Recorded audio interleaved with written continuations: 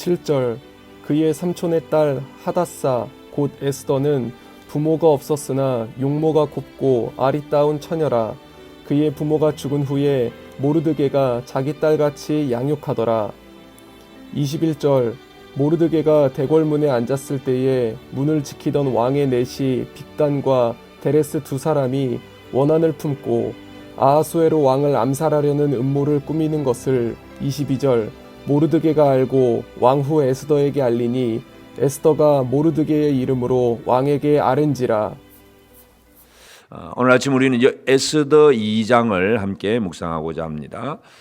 에스더는 에스라, 느헤미야, 에스더. 유다 백성들이 바벨론의 포로가 되어가고 그 바벨론에서 살던 사람들 또 귀환하던 사람들 전부 그 얘기가 에스라, 느헤미야, 에스더입니다. 근데 에스라, 느헤미야는 그 땅에 살다가 다시 이제 예루살렘으로 돌아온 자들의 얘기. 그래서 돌아와서 예루살렘이라고 하는 그 땅에서 하나님이 우리가 이렇게 함께 하신다 하는 것을 보여주는 기록이 바로 에스라와 느헤미야입니다.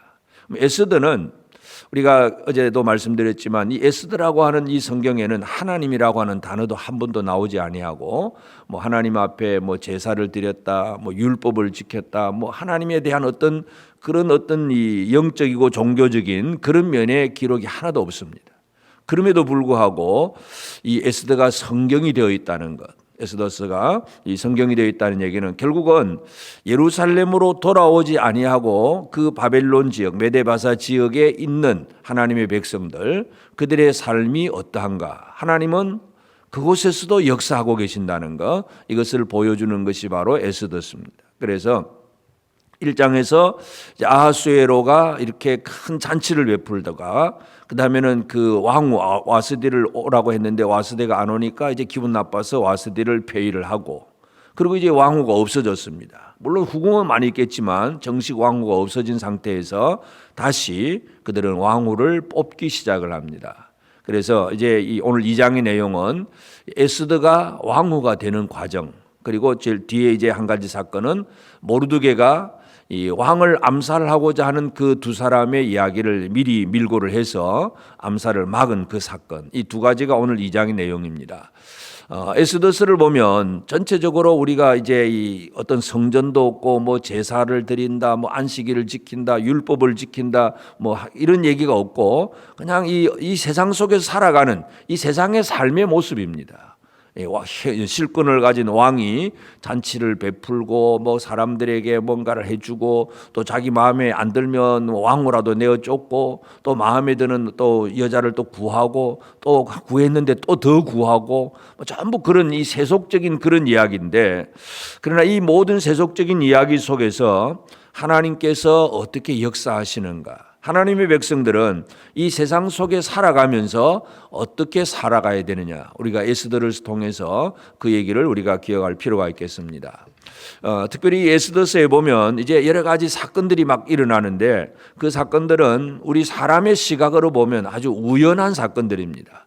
우연히, 지금 모르드게도 우연히 그 왕을 암살하는 사람들의 그 말을 듣게 됩니다. 우연히 듣는 것이고, 그리고 뭐 에스더는 또 마찬가지도 자기가 원해서 가는 게 아니잖아요. 자기가 처음부터 예를 들어서 이 예루살렘의 하나님의 백성으로 살면 되는데, 이 에스더는 언제 어릴 때 왔는지 아니면 이 바벨론 지역에 들어와서 태어났는지 그건 우리가 정확하게는 알 수는 없지만, 하여튼 이 모르드게 그리고 모르드게의 삼촌 아비하일, 이들은 이제 그 여호야긴이 사로잡혀 갈 때 2차 포로로 갈 때에 사로잡혀 온 사람들이에요. 내가 원해서 이루어진 게 아닙니다. 포로된 사람들이 나는 포로 가고 싶어요 해서 가고 싶은 가는 사람은 없습니다. 그냥 그렇게 사건이 벌어지니까 그냥 그렇게 흘러가는 거예요. 잡혀가고 끌려가고 나라도 잃어버리고 모든 고향도 잃어버리고 다 잃어버리고, 그리고 또 이 아비하일도 이렇게 와서 빨리 죽고, 그러니까 어린 이 에스더는 뭐 태어나서 누군가 돌봐주지 않으면 자랄 수가 없는 그런 아주 연약한 상태, 이게 바로 이 에스더의 삶이고, 참 모르드게도 자기 삼촌하고 같이 이렇게 포로된 가정에 왔다가 삼촌이 먼저 죽고 그가 낳은 그 딸 하나가 이렇게 아주 이제 어릴 때 태어나니 어리니까 이건 돌봐주지 않으면 또 에스더도 가장 불쌍한 처지입니다. 돌봐줘야 되고. 그래서 이 사촌 오빠가 되어가지고 마치 딸처럼 에스더를 양육을 하고, 참 이 살아가는 삶의 그 스토리를 보면 참 환난을 많이 겪고 고통을 많이 겪는 그런 상황이라는 것을 우리가 이해를 할 수 있습니다. 하여튼 그런 상황 속에서 오늘 2장의 내용은 이제 이 에스더가 왕후가 되는 과정입니다. 그래서 이 모르드게가 언제 어떻게 왔느냐 하는 기록은 5절에 이제 그 모르드게가 누구냐 하는 그 족보를 얘기하고, 6절에 보면 전에 바벨론 왕 느부갓네살이 예루살렘에서 유다 왕 여고냐와 백성을 사로잡아 갈 때에 모르드게도 함께 사로잡혔더라. 그러니까 제2차 포로 때에 사로잡혀 온 사람이 바로 모르드게입니다. 그래서 그 모르드게가 함께 잡혀왔고, 삼촌의 딸 하닷사 곧 에스더, 그러니까 원래 본명은 하닷사입니다. 하닷사라고 하는 것은 은매화, 꽃 이름입니다. 꽃의 이름입니다. 꽃 이름. 그래서 참 꽃처럼 아름답다고 부모가 그렇게 붙여주었는데, 나중에 이제 그 이름이 에스더로 바꿔집니다. 에스더는 이제 페르시아 언어로 스타, 별을 얘기합니다. 별. 그래서 에스더는 별입니다. 이 꽃과 같은데 이제 별이라고 하는 그런 의미를 가지고 에스더가 이제 사촌 오빠의 그 품에서 자라나게 된다는 걸 알 수가 있고, 이제 왕의 조서가 내려서 이제 전국 각지에서 이제 왕후를 간택을 하려고 할 때에 이 에스더도 눈에 띄게 되고 결국은 왕궁으로 들어갑니다. 그런데 이제 들어가는 과정 속에 모르드게가 이제 이 에스더를 이제 보내면서 그에게 특별히 이제 부탁을 하는 것, 10절에 보면 에스더가 자기 민족과 종족을 말하지 아니하니 이는 모르드게가 명령하여 말하지 말라 하였습니다. 특별히 이 민족을 얘기하지 말라, 어떤 종족인가 그 얘기는 하지 말라고 그렇게 모르드게가 부탁을 합니다. 물론 이제 이것은 여러 가지 배경이 있을 수 있는데, 그 당시 옛날 그 기록에 보면 이 페르시아 제국은 왕의 왕후가 되는 것은 그 페르시아 제국의 7대 큰 가문, 신하들의 가문이 있는데 그 가문에서만 왕후를 간택을 합니다. 그러니까 아무나 함부로 그냥 여자를 이제 왕으로 삼지를 않습니다. 그래서 이게 들어가도 예를 들어서 이 지금 그 마찬가지지만 다른 여자들도 다 마찬가지지만 그러고 보면 한 400여 명 정도 들어온다고 하는데, 이 하룻밤 왕과 함께 하룻밤 잠을 자고 그 다음에 안 부르면 그 여자는 후궁인데 평생토록 별궁에 가 있는 거예요. 그냥 생과부로 그냥 평생을 지내야 됩니다. 하루 저녁 왕과 함께 잠자리를 하고는 평생을 가야 되니까, 들어가는 왕궁으로 들어간다는 것은 왕후가 될 수 있는 기회이기도 하지만, 그러나 개인적인 일생활을 바라본다면 만약에 왕이 기뻐하지 않으면 평생토록 과부처럼 썩어가야 되니까 이것도 별로 좋은 일은 아닙니다. 그래서 일단 모르드게는 에스더에게 네가 어떤 종족인지 그 얘기는 하지 마라, 그 얘기를 해줍니다. 그래서 이제 에스더는 그 말을 듣고 그대로 유다인이라고 하는 말을 하지 않고, 결국은 또 이제 이 왕을 만나려면 그냥 무조건 들어가자마자 만나는 것이 아니라 거의 1년 12달 동안 몸을 정결케 하는, 요즘 말로 하면 화장품을 가지고 막 그렇게 몸을 잘 가꾸어서 결국은 하루 저녁 왕에게 들어가는데, 왕이 하루 지나고 싫으면 그 여자는 그냥 평생토록 별궁에 갇힙니다. 근데 이제 물론 이제 하나님이 하시는 일이죠. 에스더를 이 왕이 기뻐해서 결국은 왕으로 삼습니다. 그리고 나서 이제 이 에스더가 왕후가 된 것을 기억해서 또 왕이 또 큰 잔치를 베풉니다. 말씀드린 대로 에스더서는 잔치 얘기입니다. 잔치, 왕의 잔치. 그러니까 잔치라고 하는 것은 아주 큰 힘이 없으면 잔치를 베풀 수가 없어요. 그냥 우리 예를 들어서 요즘 생일 잔치 이 정도야 그냥 주변에 친구 몇 사람 불러서 하는 거니까 그렇게 큰 힘이 안 들어도 가능하지만, 이 많은 사람들을 불러들이고 그냥 며칠 동안 실컷 먹고 마시게 하려고 하면 잔치 한번 베푼다는 게 큰 힘과 부자가 아니면 잔치를 베풀 수가 없어요. 그래서 앞부분에는, 에스더서 앞부분에는 왕의 잔치들입니다. 왕이 처음에 잔치를 베풀고, 오늘 2장에서도 에스더를 이제 왕후로 만들었기 때문에 또 잔치를 베풀고, 그런데 이제 나중에 후반부에 가보면 유다인들의 잔치, 에스더의 잔치, 모르드게의 잔치가 됩니다. 잔치를 베풀었다는 얘기가 주인공이 결국은 힘이 어디로 갔느냐. 그러니까 유다인들이 지금은 뭐 잔치집에 들어가서 잔치상 얻어먹는 그런 처지라고 한다면 결국은 그 유다 백성들이 나중에는 잔치를 베풀 수 있는 힘을 가진 민족이 됩니다. 그 과정을 기록한 것이 바로 에스더입니다. 그래서 오늘 우리는 우리의 삶에 있어서 지금 이들은 뭐 예루살렘으로 돌아와서 뭐 성전을 짓고 뭐 제사를 드리고 율법을 지키고 그런 얘기는 아닙니다. 그냥 세속적인 생활이에요. 그냥 왕궁으로 들어가고 그곳에서 또 뭐 모르드게는 문지기 역할을 하다가 또 이렇게 암살 얘기를 듣고 뭐 고발을 하고 막 일상적인 우리가 살아가는 일상적인 생활하고 똑같다고 보면 됩니다. 직장 생활을 하고 사업을 하고 우리가 그냥 그렇게 하는 거예요. 예를 들어서 뭐 주일날 교회 모여서 예배 드렸다. 이건 우리가 이 안에 와서 뭔가 예배를 드리지만 우리가 평생 매일매일 살아가는 우리 성도들의 삶은 세속적인 생활이잖아요. 믿지 않는 사람들 속에 섞여 살면서 이들 속에서 어떻게 살아가야 되느냐 고민해야 되고 어떻게 정직하게 해야 되느냐 아니면 대충대충만 저 불신자들과 어울려서 그냥 그렇게 살아가야 되느냐 막 이 모든 이 세상 세속 생활이 바로 이 에스더의 모르드게와 에스더의 삶이에요. 그러나 이런 과정 속에서 오늘 우리가 기억해야 될 것은 하나님은 어떤 이 뭐 제사와 율례와 법도 이런 이 예배당 안에서만의 은혜를 주신 하나님이 아니라 실제적인 세속적인 삶 속에서도 하나님은 보이지 않는 하나님은 역사하고 계신다는 것. 그래서 오늘 우리는 사람이 볼 때는 우연히 일어나는 사건들이지만 하나님의 시각으로 보면 이거는 하나님의 어떤 계획 속에서 필연적으로 일어나는 일들입니다. 그래서 우리는 잠언에도 그런 말씀이 있지만 우리 사람이 계획할지라도 그걸 이루시는 이는 하나님이십니다. 오늘도 우리는 오늘 뭐뭐 해야지 하지만 갑자기 어디서 전화가 오고 무슨 사건이 벌어지면 내 계획은 다 틀어집니다. 사람이 자기 계획대로 되어지는 일은 별로 없습니다.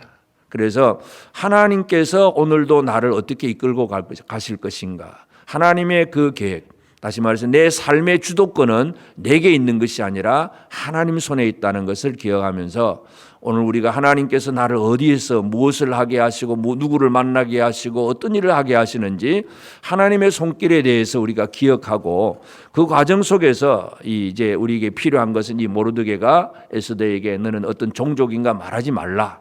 이런 정도의 지혜로움, 어떤 내다보는 어떤 통찰력 이런 것들은 우리에게 또 필요하기도 합니다. 그래서 하여튼 우리가 지혜를 발휘해야 될 때는 발휘를 하지만 모든 삶의 주도권은 하나님께서 나의 삶을 주도권을 쥐고 계신다는 거 이거 기억하면서 내가 내 마음대로 사는 게 아닙니다. 하나님이 나의 삶을 오늘도 주도하고 계신다는 걸 기억하면서 비록 언약의 땅이 아니지만 이 다른 약속의 땅 밖에 있는 이곳에 살지만 그러나 그곳에서도 하나님의 역사하심을 믿고 나가는 것 이것이 우리의 삶에 가장 중요합니다. 그래서 이 세상 속에서 거룩함을 어떻게 이루어 갈 것인가 어떻게 지혜롭게 또 거룩하게 참 하나님의 백성답게 살아갈 것인가 오늘 우리는 이것을 고민하고 기도하며 나가야 되겠습니다.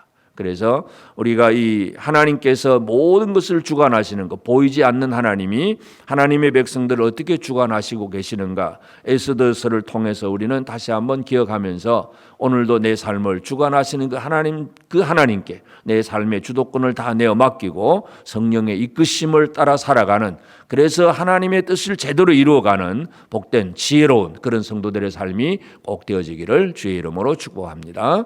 기도하십시다. 이제 오늘 받은 말씀으로 함께 기도하겠습니다.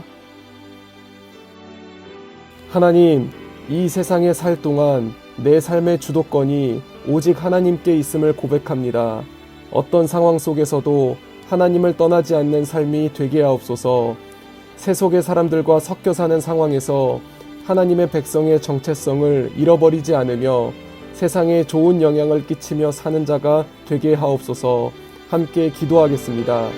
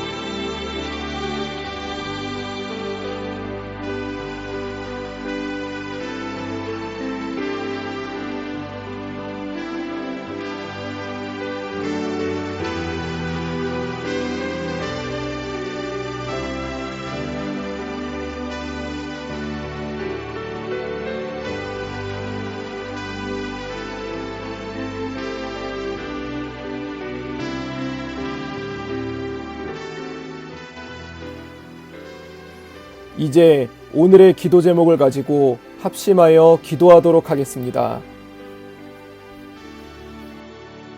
첫 번째 기도 제목입니다. 복음을 전하는 우리 교회가 되게 하소서. 오늘은 오전에 전도팀이 교회 주변으로 나가 노방 전도를 하는 날입니다. 작은 전도지와 물품을 나눠주는 것이지만 그 작은 손길 안에 하나님의 사랑과 마음이 전달되어 예수님을 영접하는 역사가 일어나게 하옵소서. 함께 기도하겠습니다.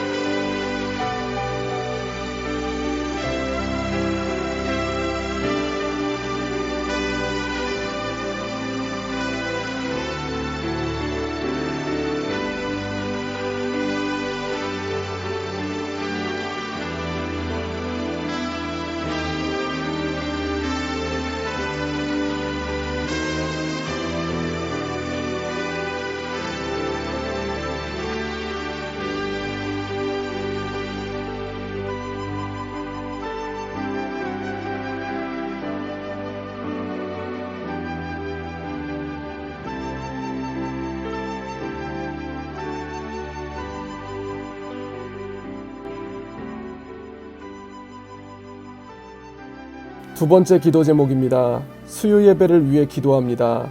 예배를 향한 하나님의 초청 앞에 전심으로 나아오는 우리 교회가 되게 하소서. 각자의 많은 분주함과 일들이 있겠지만 분주함 속에 역사하시고 은혜를 주고자 하시는 하나님의 마음이 우리 교회 성도들의 심령을 움직이게 하여 주옵소서. 함께 기도하겠습니다.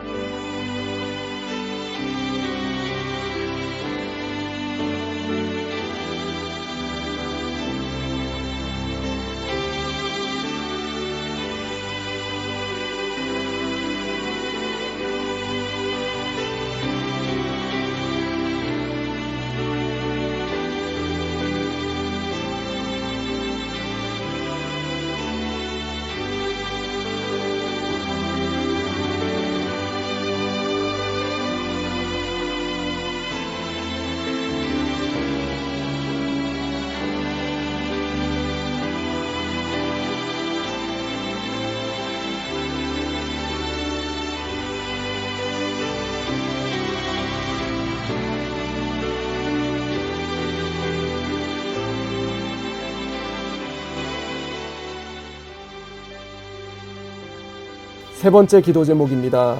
나라를 위해 기도합니다. 얼마 전 문재인 대통령과 윤석열 당선인이 만남을 가졌습니다. 주님, 정권이 교체되는 이 과정이 순조롭게 진행되게 하시고 우리나라가 하나님의 정의와 공의를 바탕으로 바르게 세워질 수 있도록 인도하여 주소서. 함께 기도하겠습니다.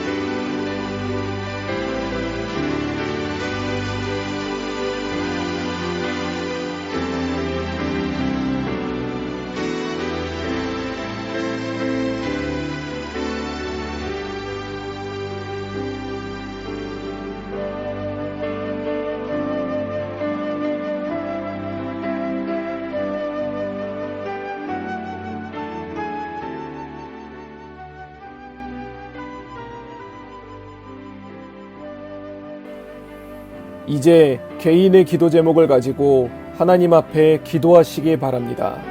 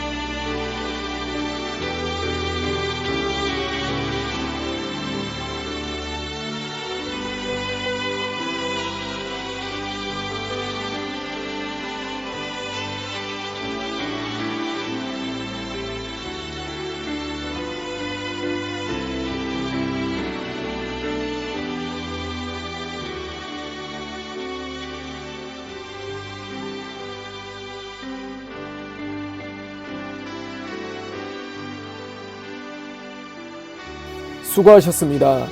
오늘도 하나님의 인도하심 가운데 승리의 하루를 보내시는 우리 재건부평교회 모든 성도님들이 되시기를 주님의 이름으로 축복합니다.